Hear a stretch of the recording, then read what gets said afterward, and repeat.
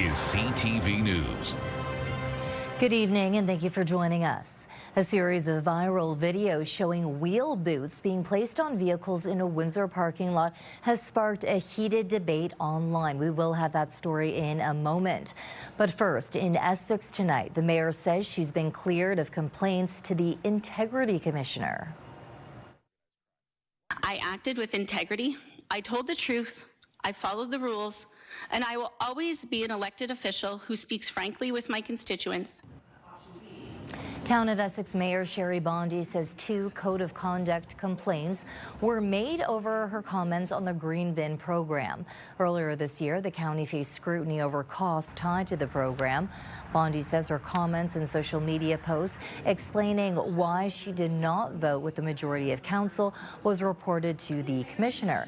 However, tonight she's sharing the complaints and saying that they have been dismissed, finding no wrongdoing. The identities of the complainants are not public knowledge. Bondi says she's sharing the story in an effort to be transparent with residents. We can't criticize, council for the reasons why they're going forward with something if you didn't vote in favor of it. But I can share, why I voted yes for a program, why I voted no for a program. And I also I really want residents to be engaged in politics. And if their political representatives don't feel like they can speak up, why would residents feel like they can come to us if we can't speak up on their behalf? Back to that viral video now. A parking lot owner says he's had boots placed on vehicles of drivers who park in his lot but visit other businesses. The question remains whether the private operator had the legal authority to do that. CTV's Sanjay Maru tries to find out. You'll break your wheel if you drive away. You'll break your wheel. You're going to break your wheel? Parked illegally, sorry. Take it down. No, it's not legal. Look. No. Look, there is. No, it's private property. It's a plaza only. The owner of this lot on Wyandotte Street East says this video that was posted to social media late last week was actually filmed 2 months ago. After alleging the driver illegally parked in his lot while attending a business outside of it, the man is told to pay $40 for the boot to be released, or he'll have to deal with a tow truck. You want $40? Yeah.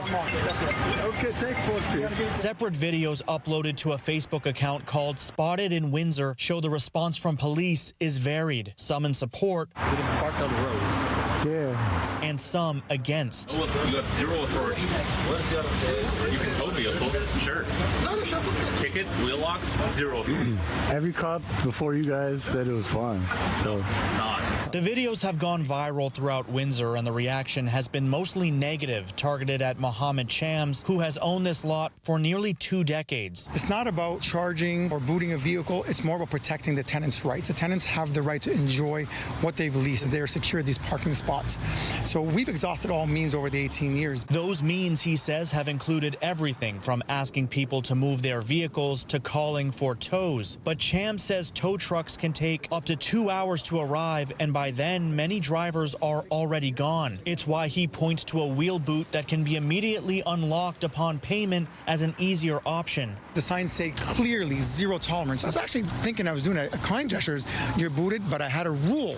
The rule is the minute it's paid, it's unbooted and that guy is released or the person is released. When asked about the legality of placing a boot on someone's car at the request of a private property owner, Windsor police say it's a bit of a gray area. Questions regarding property management practices or private parking enforcement arrangements may involve factors that are beyond police enforcement. Back in April, officers issued a provincial offences notice to an individual accused of placing boots on vehicles, alleging he was acting as a security guard without a proper license. But police add whether an offence has occurred in cases like this depends on the specific circumstances. Every business owner is going to have their own set of rules, so that's why it's always better to check with the business before you park your vehicle. Check for time restraints. Following the videos going viral, Cham says he's been facing death threats, arguing public backlash has been fueled by confusion over a process he says the city has not clearly regulated. I need the police to come out with a statement saying what was done that day is a gray area and he was within his rights.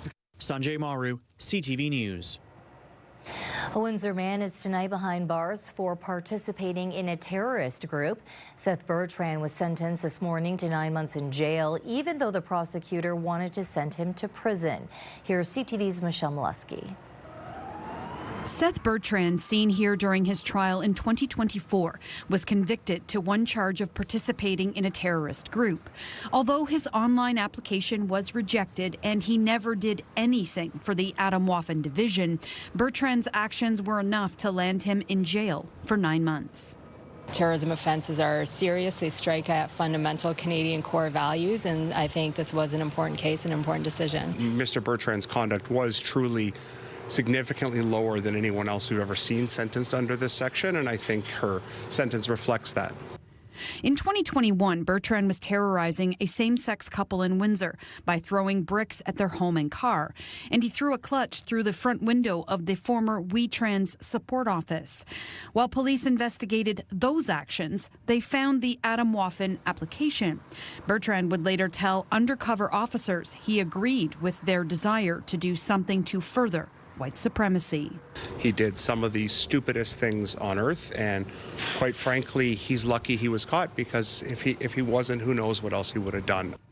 Seth Bertrand, in many ways, was an ideal candidate for indoctrination into an ideologically motivated, violent extremist group, Justice Maria Caracia said Wednesday. He had a childhood that lacked structure, he was bullied, socially isolated, and angry. The judge said, however, that doesn't excuse his behavior, sending Bertrand to jail followed by 3 years on probation. That will include counseling for people with extremist views, and he cannot search for or possess any hate-filled documents. His internet activity will also be monitored by a probation officer. There are a lot of people who held views at 18 that they don't hold at 19 or 20 or 21 or 22. His were more extreme, but in terms of changing, I truly, genuinely believe he has changed. Michelle Molesky, CTV News. A pedestrian is dead after a late-night crash on Howard Avenue. Windsor police say a 58-year-old man was crossing the road outside a marked crosswalk just before 11 p.m. on Tuesday when he was hit by a southbound vehicle on Howard, this happening near Capitol Street. He was taken to hospital where he later died. The driver remained on scene. A terse response from Windsor Mayor Drew Dilkens today after a local shelter spoke to the media about an apparent need for more funding from the city. As we first reported yesterday, the Welcome Center Shelter for Women and Families say they asked City Hall for $192,000 a year to help make up an apparent shortfall from what the province grants them. The city said all such funding had already been allocated for the current fiscal year. The Welcome Center said without the money, they've had to cut back on services, saying clients are suffering as a result. Today, Dilkens posting a response reading in part, 2026 is an election year. Funny how things happen in election years. Yesterday was one of those instances. The Welcome Center Shelter for Women and Families went public with a request for more funding from the City of Windsor to support expansion of services. Statement goes on to say City Council is your ally, and it is disappointing to be publicly criticized for not filling your funding shortfall, even as we remain one of your strongest advocates, partners, and funders. The town of Kingsville will host a public information session on additional dwelling units to help residents, builders, and realtors understand local rules and regulations. Additional dwelling units can be apartments, granny suites, coach houses, any modification that transforms a traditional single-family home on a single lot to accommodate more residents. The town says it will be bringing in experts, including town staff, to talk through the policies, procedures, and costs involved.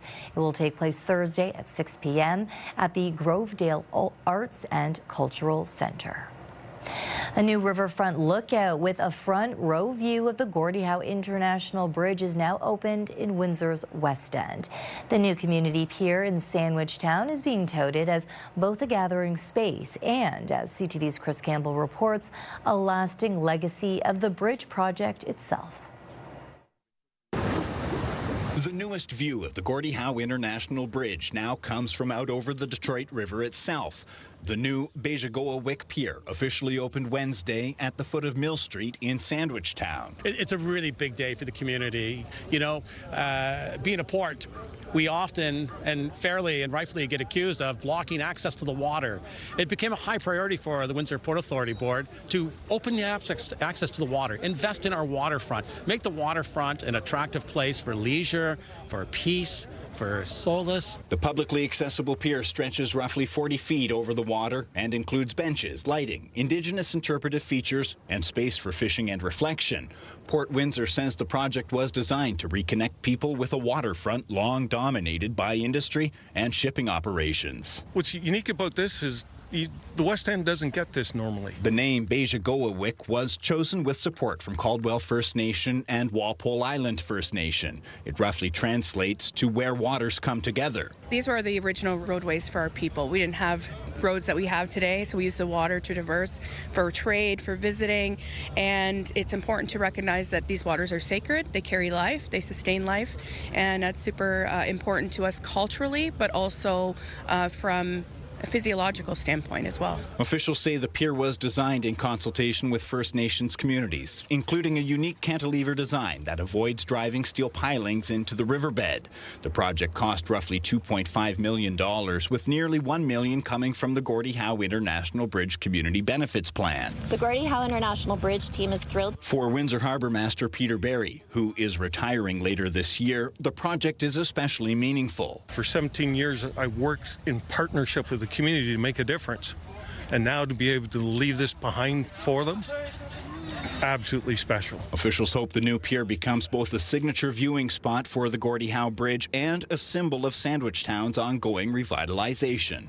Chris Campbell, CTV News.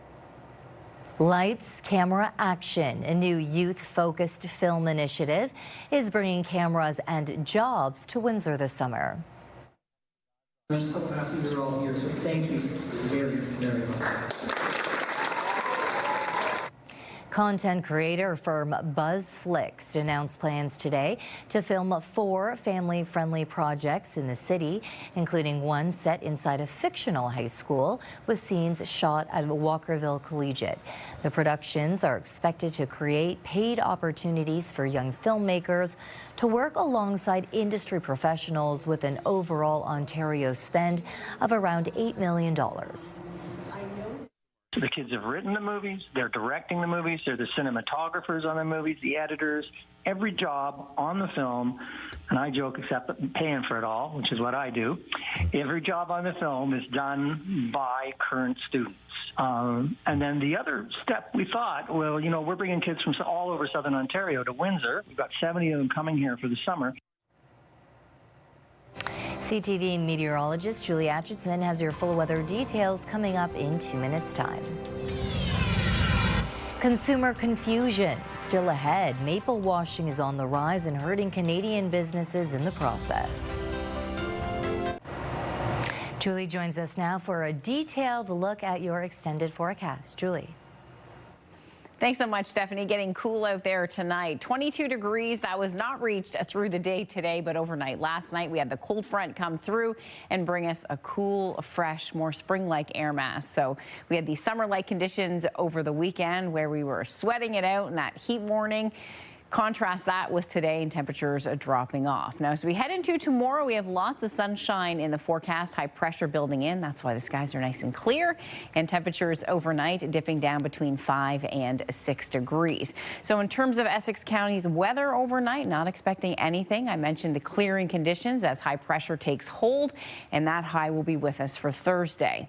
Things will shift by Friday. The clouds move back in, and an area of low pressure to the southwest will start to move northward. A big shield of cloud will be coming into Essex County and most of southern Ontario with some rainfall. Now the rain will hold off until likely late Friday night, but we'll start to see chance for showers in the forecast by Friday evening. So this takes us out 48 hours, and as you can see, a little bit of light rainfall starting to move in.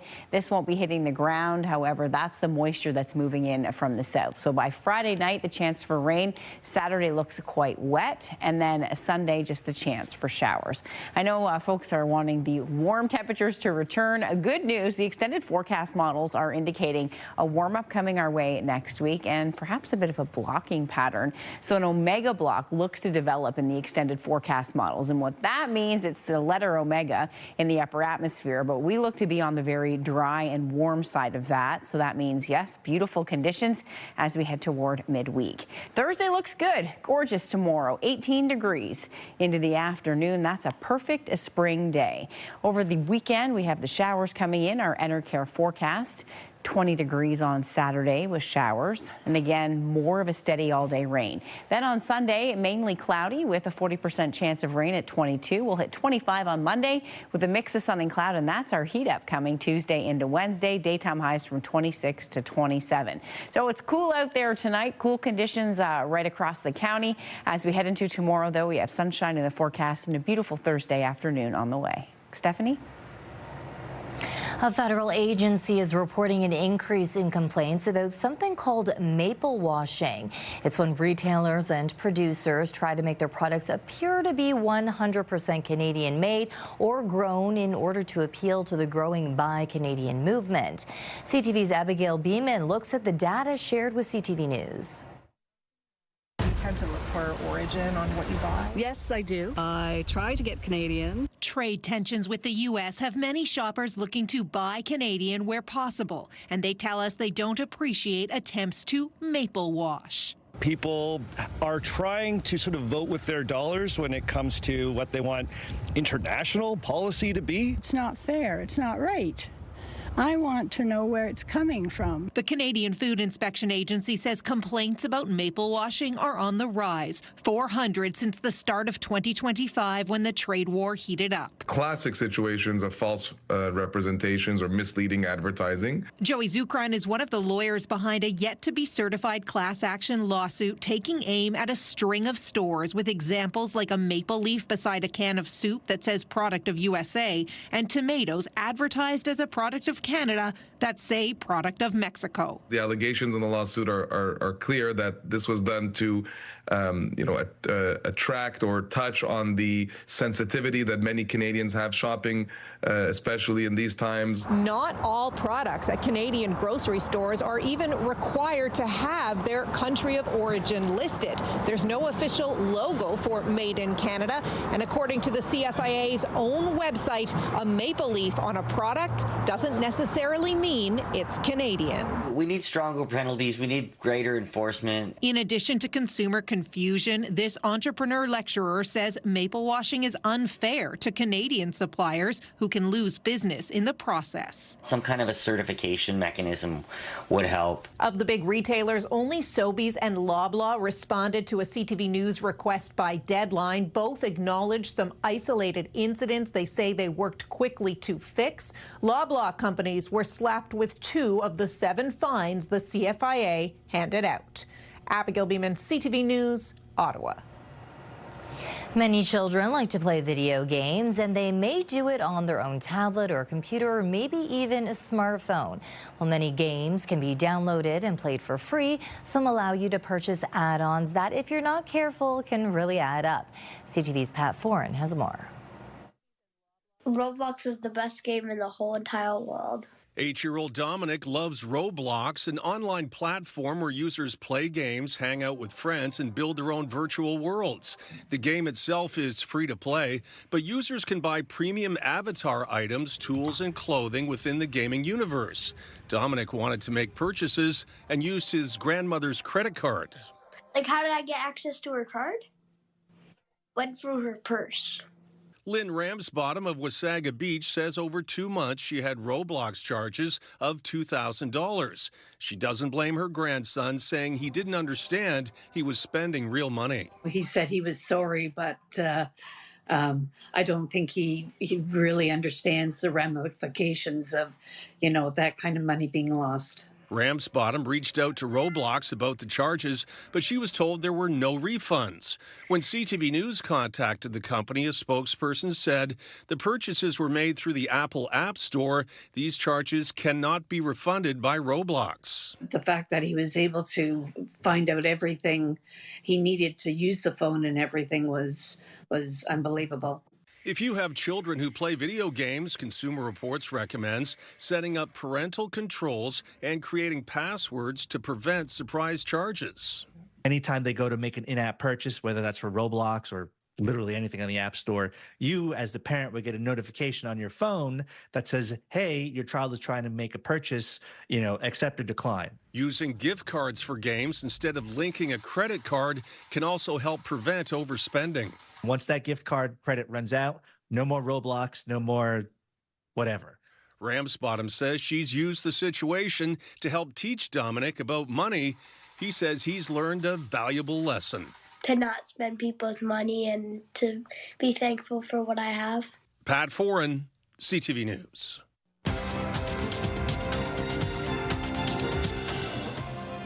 Markets in Toronto and New York were given a jolt today while oil prices fell. In Toronto, the TSX gained 421 points. In New York, the Dow added 645. The Nasdaq is up 400. The Canadian dollar increased a modest 0.03 On commodity markets, gold gained $24 an ounce. Oil fell nearly $6 a barrel. Start your day with the latest local news. By signing up for our newsletter, you'll get direct local content straight from CTV Windsor to your inbox, including top stories, the forecast, and videos. You can sign up at ctvnewswindsor.ca. An exclusive W5 investigation reveals how organized crime groups are targeting the people with access to your luggage at Canada's largest airport. As Avery Haynes reports, whistleblowers are warning that security around airport staff has turned Pearson into a drug smuggling hub. When you go to the airport, you know the drill. Body scans, x-rays, and searches of your carry-on. But whistleblowers warn security needs to be tightened for the employees who have access to your bags and airplanes. I've been stopped once in 20 years leaving, so if somebody gets a hold of something, they're gone with it. Charles is a ramp worker at Pearson. He has a joke you might not find funny. We say, yeah, you can walk out carrying a cruise missile, nobody even stop you. Through court documents and police sources, we've identified a United Nations of organized crime groups operating at Pearson, using some airport workers to move drugs off planes and onto Toronto streets. Dieter Boheim is a retired police inspector who was also part of Toronto's airport intelligence unit. People that work at the airport, there is corruption involved in getting the cocaine into Canadian borders. The Canadian Air Transport Security Authority, CATSA, says screening employees leaving work is not part of their mandate, that screening happens at entry points. But we've identified issues there as well. We've documented at least 16 cases in the past year where corrupt employees have been able to get bags of drugs into secure areas at Pearson and then swap bag tags from innocent passengers. What I don't understand is how they get it in. Yan and Charlene in Winnipeg were detained at Pearson when a bag with 33 kilos of marijuana was discovered with Yan's tag attached to it. These suitcases were huge. How would, a baggage handler get suitcases into the back? Because don't they go through security? Yan was eventually released after showing this home surveillance video to prove the bag he checked looked nothing like the bag filled with drugs. Retired RCMP investigator Ulysses Botello worked for a unit called SIBS, the Security Intelligence Background Section. It was his job to weed out corrupt airport workers. How big of a problem do you think corruption is at Canadian airports? It's huge. And if we're unable to dampen that component that is facilitating organized crime, we're in big trouble. In the last year, 6 ramp and baggage workers at Pearson have been arrested on bag tag switching charges. Avery Haynes, CTV News, Toronto. Discussion here at Windsor City Hall. Windsor's top stories. A major project is about to get underway. Breaking news alerts. Severe weather is a possibility. And watch live. Good evening, and thank you for joining us. Download the CTV News app.